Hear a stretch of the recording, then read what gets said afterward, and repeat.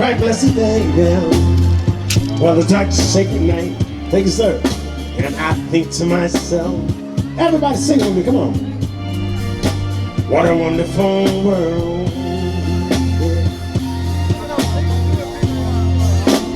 Oh, yeah. Thank you, sir. Thank you so much.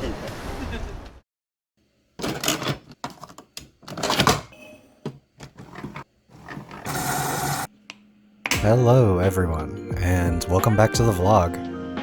Got my travel outfit on. Today we are heading to San Francisco. Enjoy this short travel montage. Where are these balls from? That's what she said. Of course, Costco for gas, and our first stop, Splash Cafe for some lunch. Fish tacos, clam chowder, and fried calamari. Oh, this looks good, this calamari. The chowder is on the creamy side, and the calamari was nice and crispy and fresh. I'd give it about a 7 out of 10, definitely worth a stop.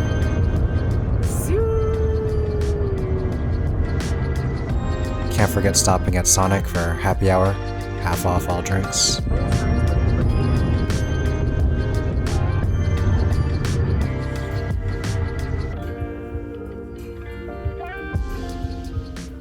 And here we are, San Francisco. Our Airbnb was in the south side of the city with its own private parking, a rare and excellent find. Nice living space with a big TV, plenty of little games and some blankets to keep cozy, full washer dryer, very nicely furnished space with lots of little details and amenities that make it feel really cozy and at home. Very calm, relaxing space. Thoughtful birthday touch from the homeowners. Full bathroom with a nice shower and a big vanity.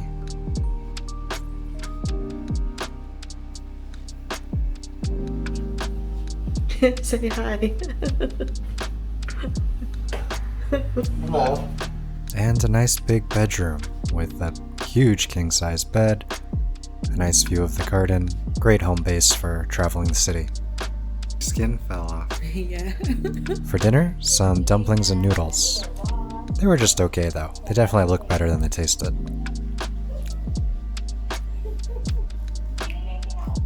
Could never quite figure out how this puzzle worked.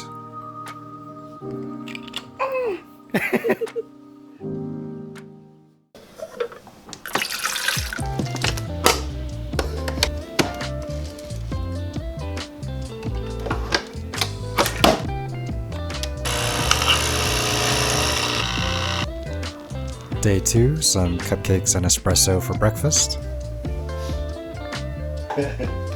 Playing What the Golf.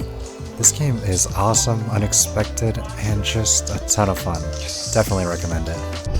It's just so quintessentially San Francisco, you know? And we are headed out, going through the park, driving through the city, and we arrive at our first destination.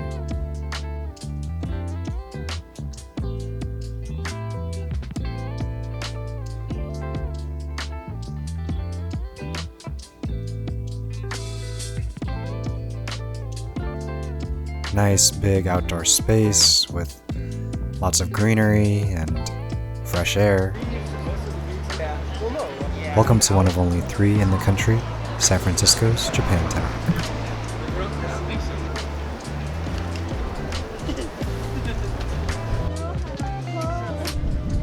Not sure what these guys were doing here, but it was some excellent B-roll and they are super cute.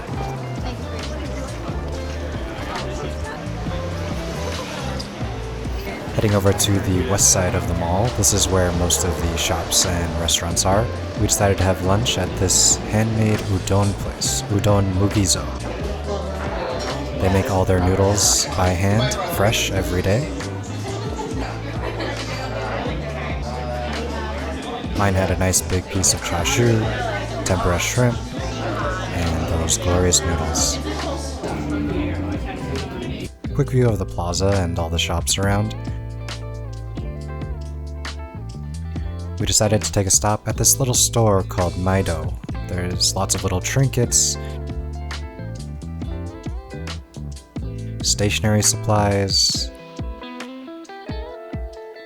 books, bags, trinkets, toys, tchotchkes.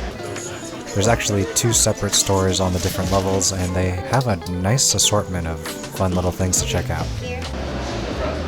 Next stop, Kinokuniya Bookstore. A good mix of both English and Japanese books with plenty of little crafts and Japanese trinkets, including Studio Ghibli. Downstairs is the manga section, with, again, tons of different manga and anime in both English and Japanese. Really awesome stop.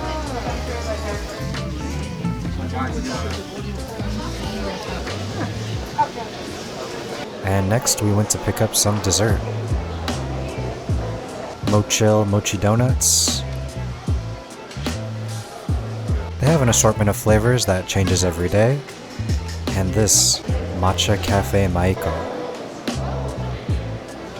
I got the matcha latte with soft serve, mixture of matcha and hojicha.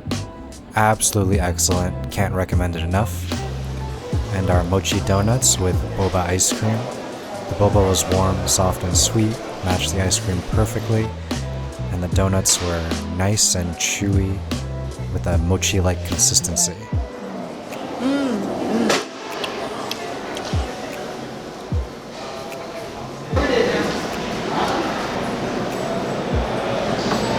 It's like Japan.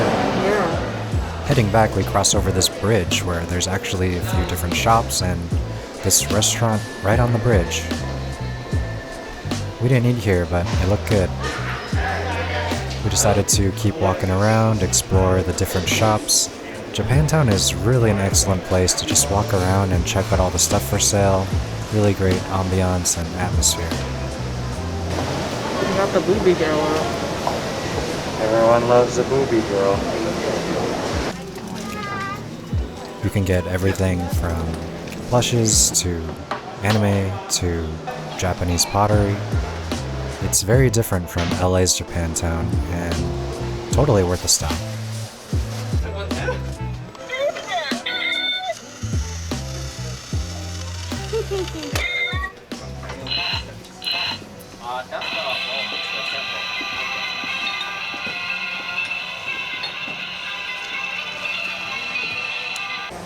And there's this really cool row of restaurants that looks just like an outdoor Japanese street, so if you're hungry, definitely check it out.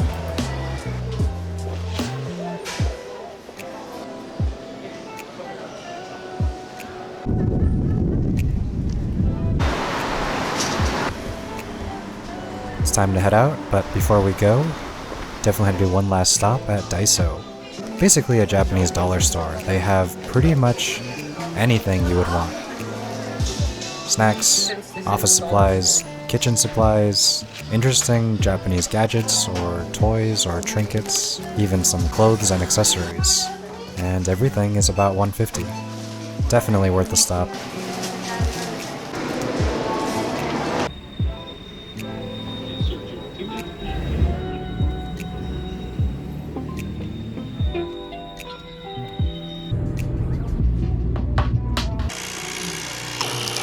A little Americano to ease out the day.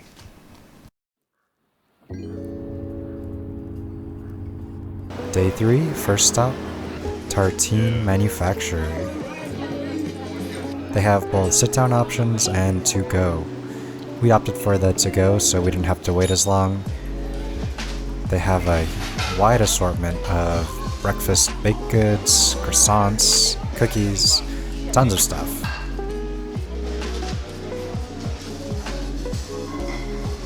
Different coffees, espressos. We got the ham, cheese, and jalapeno croissant and the breakfast bun. The croissant was nice and flaky, and the bun was nice and light and sweet. A perfect salty-sweet combination to start the day.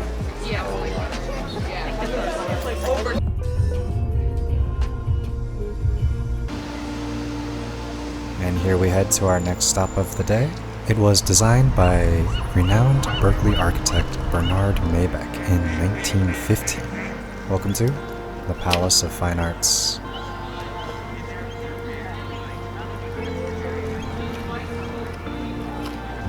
A gorgeous, large outdoor space with perfect photo opportunities. We even saw a quinceañera doing a photo shoot. And we even saw a live proposal right in front of us.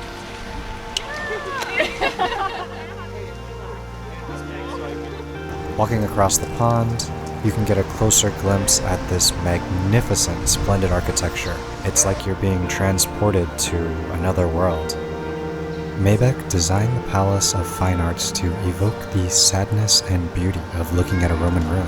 His theory was that because trees and plants grow so quickly and easily in California, it would be a waste to their finest source of beauty if they do not combine landscape with building. The scale and magnitude is really something else. The park even doubles as a nature wildlife conservatory. There are over 30 different kinds of wildlife in this area, ranging from large raptors to tiny mosquito fish. A great place to spend an afternoon walking around without breaking the bank.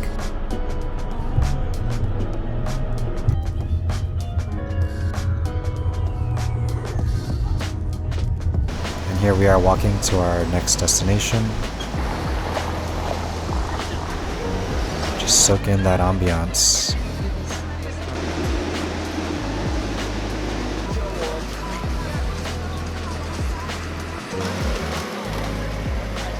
And then of course, our next stop. How could you call yourself a tourist without hitting up Fisherman's Wharf?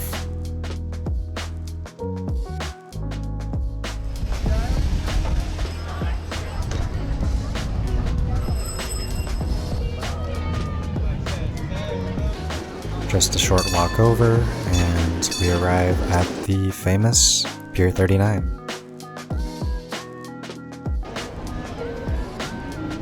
We decided to have lunch at this well-known restaurant, Fog Harbor Fish House. We've never been here before, but the clam chowder got good reviews, so we thought we'd check it out.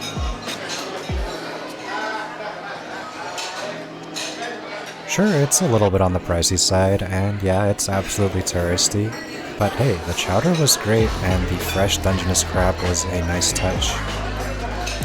Creamy, smooth, tasty. Soak it in with that complimentary bread. Nice, crispy, big fillets of fish for the fish and chips. Crispy, light breading with a super flaky, moist interior. And what a view.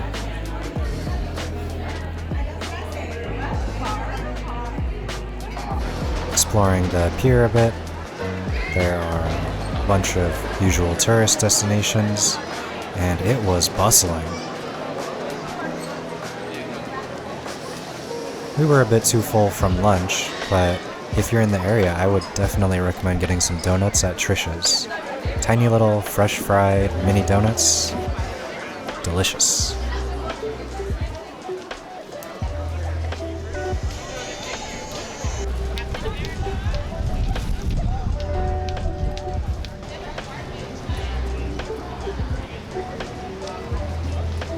Another classic stop along the pier is the flagship store of Boudin sourdough.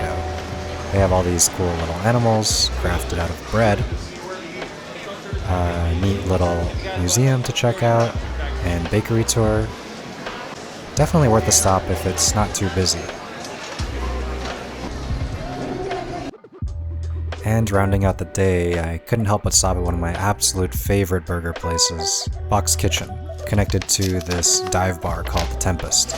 We got their signature box burger and their potato skins with pork belly, cheese, and a fried quail egg on top.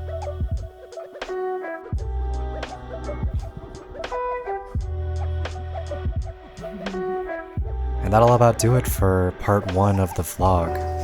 As always, here are some of my favorite shots from the trip to round out the video.